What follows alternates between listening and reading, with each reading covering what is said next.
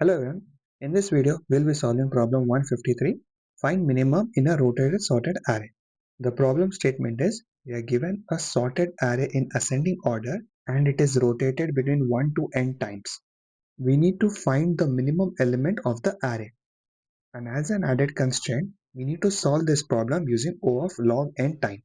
In example number 1, if this was a sorted array, it should start from 1 all the way to 5, but because it is rotated, it starts with 3, 4, 5 and then 1 and 2. And between all of these numbers, the minimum number is 1, which should be written as our output. If it was not rotated, then it would have been a very simple problem because all we need to do is return the first element in the array as it will be the minimum. But because it is rotated, we need to think about our solution. Let's switch to whiteboard and discuss a couple of approaches. The first being the naive approach or brute force, following up with a better one where we'll make sure the time complexity matches the requirement. One approach we can take to solve this problem is using brute force, where we'll use a global variable to hold the minimum variable across the entire nums array.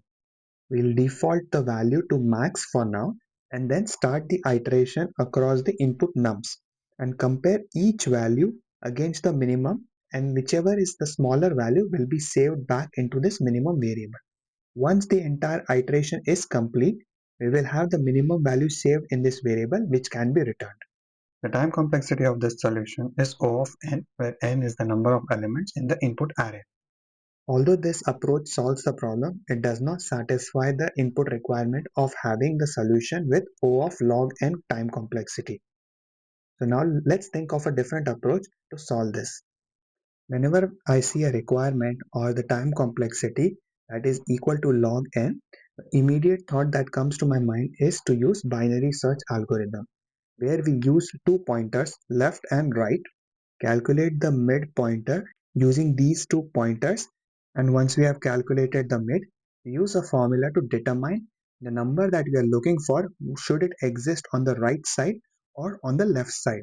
And once we determine that, we either update the left pointer or the right pointer. So we'll try to apply the same formula here to solve the problem. To begin with, my left will always be pointing at the first number while the right will point at the last number. Between the two, the mid is going to be number 5. Now I need to determine if the minimum value is on the right hand side of the mid or on the left hand side. We can start by comparing the value that the mid pointer is pointing with the value that the right pointer is pointing at.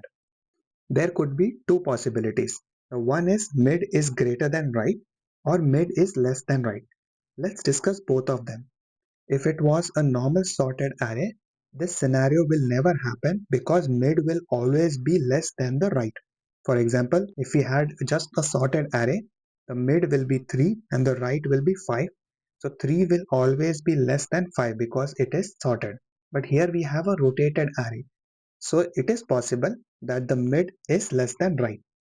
And this will only happen if the minimum number, that is the starting elements, were moved or rotated to the right side of the array.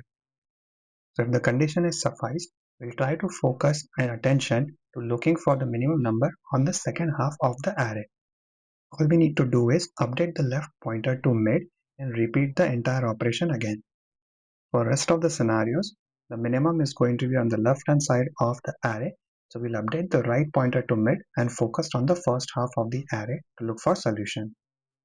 With this solution, we have improved our time complexity to O of log n, where n is the number of elements in the input array and the space complexity is constant space of 1, as we are only using couple of pointers mid, right and left to identify the subarray and calculate and continue the calculation. I hope you were able to understand the explanation. Let me show you how we can implement this using C#. Here is the C# solution. I start by doing a couple of basic validations to make sure the size of the input nums is valid, and then initialize my left and the right pointer. After that, I am starting a while loop until left is less than right. In the while loop, I am first calculating the mid based on the values that the left and right are pointing and checking if the value that the mid pointer is pointing is it greater than the value that the right pointer is pointing. If the condition is suffice, it means that the minimum is on the right half of the array, So I'm updating the left pointer to point at mid plus 1. And if the condition is not suffice, it means the minimum is on the left side. So I'm updating the right pointer. And once left pointer is no longer less than the right pointer, we will jump out of the while loop and return the value that the left pointer is pointing at. This code when submitted on LeetCode beats 100% of the submissions in terms of runtime and 86% in terms of memory. Thank you for watching this video. I hope you were able to understand the explanation. The details to access the source code is available in the description below. Feel free to check that out and I will see you in the next one. Thank you.